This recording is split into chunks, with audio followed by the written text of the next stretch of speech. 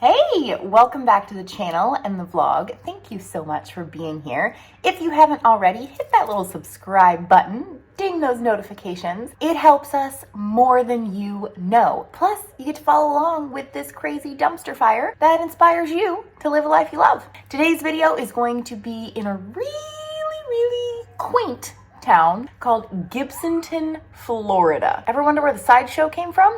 We're gonna show you. Without further ado, the adventure begins now.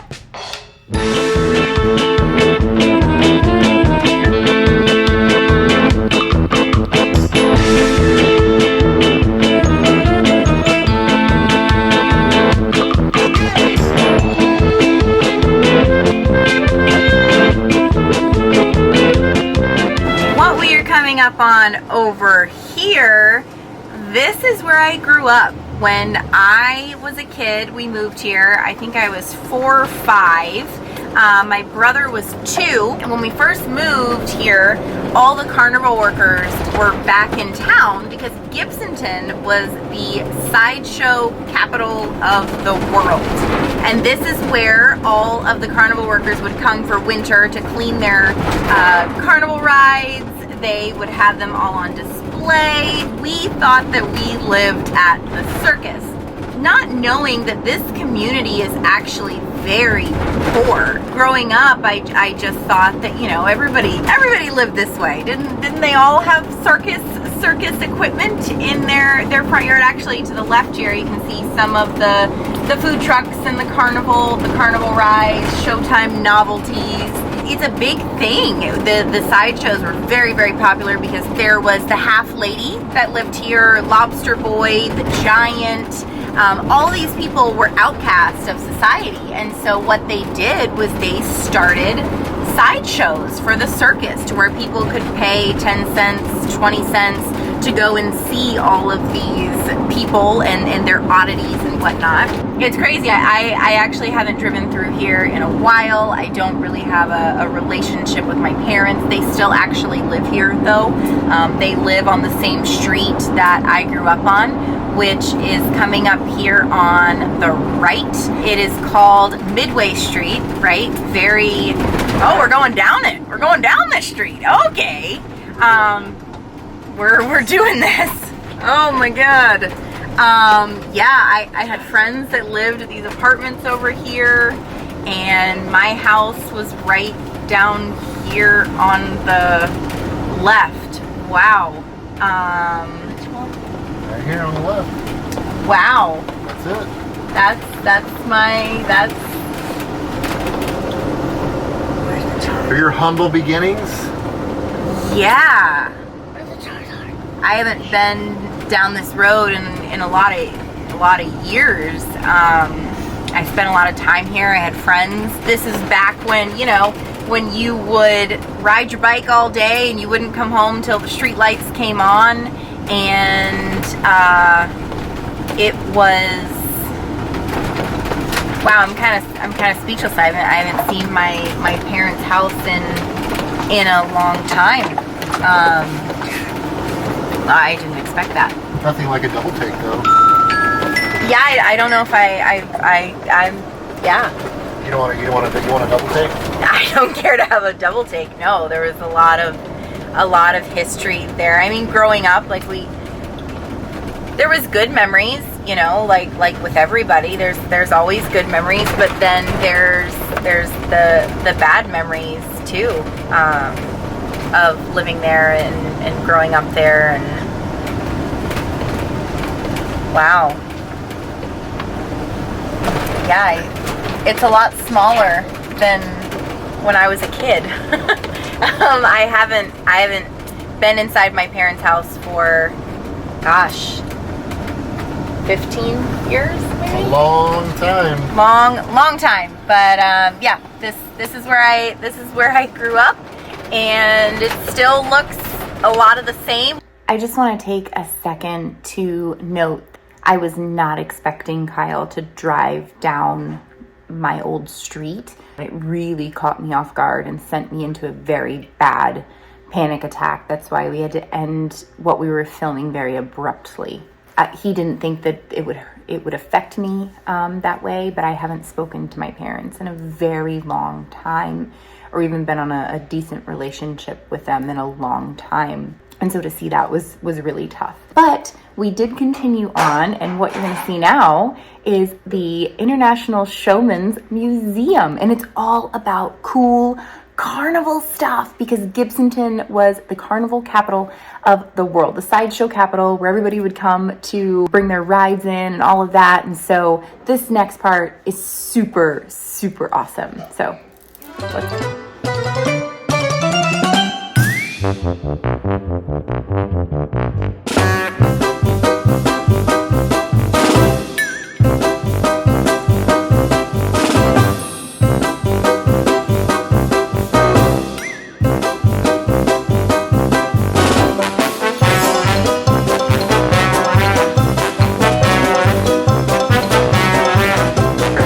Yes, please take lots of film. We love that. That's how people help find us.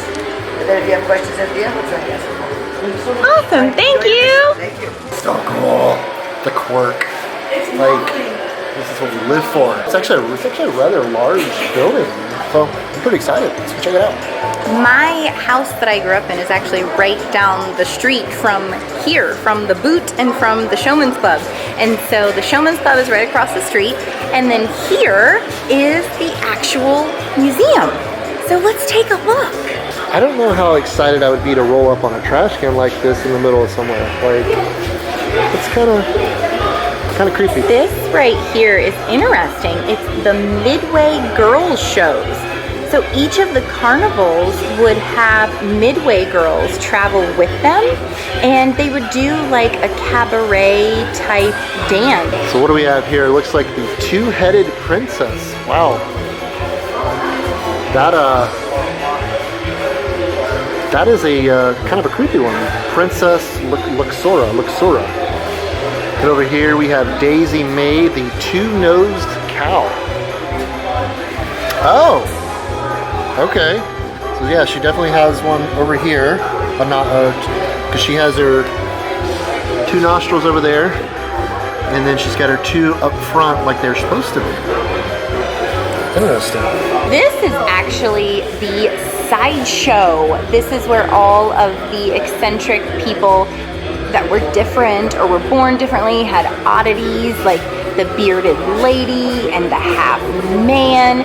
They would all be in sideshow acts where you would pay a nominal fee to be able to see them. This was an example of one of the signs: sideshow acts, fat man, evil dwarf, wolf boy, Viking giant. So this is some of the old, how they made a lot of the fair food. A couple of my favorites right here. The electric corn dog cooker that came out in the 1960s. So it looks like they were able to stick the sticks up on those little clips, and it would be down in the oil, and it would do its frying. And I don't know about you guys, but one of my favorite things is a candy apple. Like, nothing to me says fair or carnival or circus more so than a candy apple. Carousels were such a huge part of the carnival. I mean, even in carnivals today and a lot of popular amusement parks, they have carousels. One of our Bethoonies will recognize this bus back here that says Daredevils. That is a flexible. Dan has some beautiful flexibles. This is all about the Daredevils. I don't know if you remember Evel Knievel. I remember him. I have a favorite saying: even Evel Knievel couldn't make that leap. If you'll notice, this Ferris wheel was built in 1903, and it is well over 100 years old and still operational. It's still rolling. I don't know if I would trust to ride on it. It's like made out of channel iron, some pipe, and some cable. Like, that's pretty much the integrity of the Ferris wheel. I don't know how happy I would have been to ride that. But I mean, hey, 120 years later, it's still standing here. So let's go take a look. This is one of the rail cars that they would travel in, because they traveled by rail. The circuses and the carnivals all traveled by rail. Let's go take a look at what it looked like inside. Wow, you have like, I could live in this. They were nomads before it was cool. Yeah, they were. They were some of the first. Look at the floors. The floors are incredible. Minnesota State Fair, I believe Minnesota State Fair is the largest fair in the country. 1956. Look at the thousands of cars. Even back then, I guess it was a horse track. Well, when you didn't have social media and TV. Yeah, this is what you did. Yeah, I mean, that's the thing. I guess that's why this is a thing of the past now. It's getting even more so. That's what you had to do. On the weekend, like, this is what you had to do. You didn't have 500 channels and YouTube and Netflix and show, all that. So yeah, I guess this is what people did. And you can see over here just more pictures of fairs, and look at all the people. This looks like somebody's office. This is probably, I'm assuming, like the leader, the showman's office. Hey guys, how's it going? This is looks like the leader of the circus's office and advertising, and wow, just so neat how they traveled back then. So this is definitely very interesting. There's the two-headed embryo back there. Here's a baby that's 8 to 12 weeks, 16 to 20 weeks, and I believe this was all on display, called The Miracle of Life. 22 to 26 weeks, 28 to 30 weeks, and then 28 to 33 weeks. I don't know if these are real or not. That what we look like. And then 34 to 36 weeks. There was pictures of conjoined babies at the time, and this looks like it was featured in some of the shows. A two-headed baby, $500 guaranteed reel. Let's see, Mysteries of the Unborn Show. In the first half of the 20th century, this talented sideshow offered a view of unborn fetuses from inception to birth, preserved in glass jars with formaldehyde. The show attempted to explain in scientific detail the process of human gestation to an otherwise poorly educated public. Wow, so they used this to educate people on human fetuses. Now this sign over here says the show stopped in the 1950s, and they started using latex ones in the 60s. These are all latex that are in here. So those are not real. The fetuses, the original ones, were sold by unscrupulous undertakers or rural small town hospitals to traveling carnivals for a few dollars. Wow, that's crazy. How do you feel about that? How do you feel about, carnivals doing that? It was an education purpose. Let me know down below what you think of that. Now, these are cool. These are old bumper cars, 1940s. That is really neat. They would have all the bumper cars, and you'd go run into each other and bump into each other. That was neat. The kids still love bumper cars today. We've got the whip. The whip was one of the first production rides designed for Carnival Midways. It was first built in 1914 in Coney Island. Another one of these cool murals. I love these murals. Those are cool. Just the detail that they put into them was amazing. Look at these tugboats. It says, riders cannot be over 56 inches tall or weigh more than 90 pounds to ride this. These are really neat. I wonder how old this is. It looks fairly old because that is made out of wood. It's on a wood track. They even had little kiddie rides for the youngsters. This is the Viking Giant. I know that we talked about Al and his boot, but it says that the Viking Giant was 8 foot 8 inches tall and 425 pounds. This was the actual costume that the giant wore. This section is actually all of the carnival games. How neat. Carnival games are such a big thing in circuses and fairs today. Look like you threw a ring. You would stand here and toss a ring over there, and if you won it, pitch till you win. You win a prize every time. What do you guys think of these games? I want to go to a fair that has this stuff. Oh, they want to go to a fair that has the old stuff? Told them they're about a few decades too late. Yeah, several decades too late. Look at this race car, or this roller coaster. that is just, that's incredible. To give you some perspective, Eli's all the way down there, and it starts here and ends there. It's pretty neat. So this, it says, was a favorite game on the Midway. This is the Pinball Derby. You would have people that are sitting here at the stools playing pinball, and then up here their numbers would light up, and whoever got the most, or whoever got there the quickest, lit it up the quickest, where it was the one that won. Well, that was pretty nifty, guys. I enjoyed that. Like the collection was pretty impressive. You know, I feel like we're so far removed from that era. You know, it's kind of neat to kind of step back in for just a few minutes and see some of that stuff. Kind of been all over the place in this video. We went to a car show, saw some pretty nifty cars, had a top-notch Cuban sandwich. I'm still blown away at how amazing that was. And then we saw a sideshow slash circus slash carnival museum. So I think that's a pretty good day. Aside of the car show, you know, we really dug into some Tampa history, you know, with the Cuban population here. You know, it's a very big part of the culture around here, you know, and then of course, you know, Armature Works being a cigar factory. Yeah, Armature Works being part of that, you know, humble beginnings of Tampa. And then of course, you know, stepping outside of the city a little bit and kind of off the beaten path and kind of a very forgotten area for one, in a very forgotten time of our past. So pretty cool. I'm glad you guys hung out with us today, but I know we got some puppies. I was gonna say back at the bus, but we're certainly not at the bus.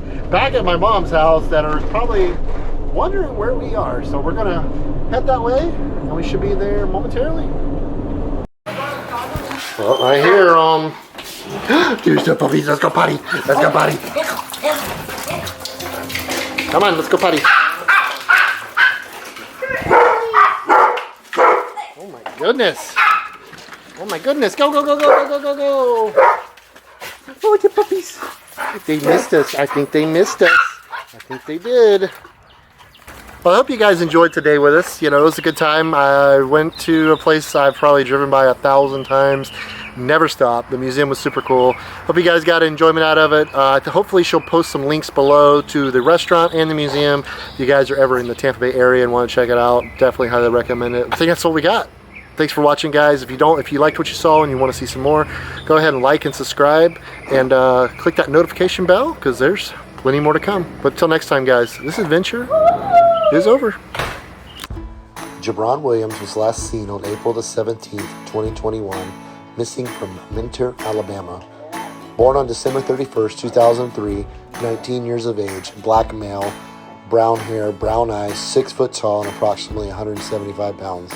Again, Jabron was last seen on April 17th of 2021. He may travel to the Selma, Alabama area. If you have any information to the whereabouts of Jabron, please reach out to the Dallas County Sheriff's Office at 334-874-2530. Let's see if we can try to help bring Jabron home.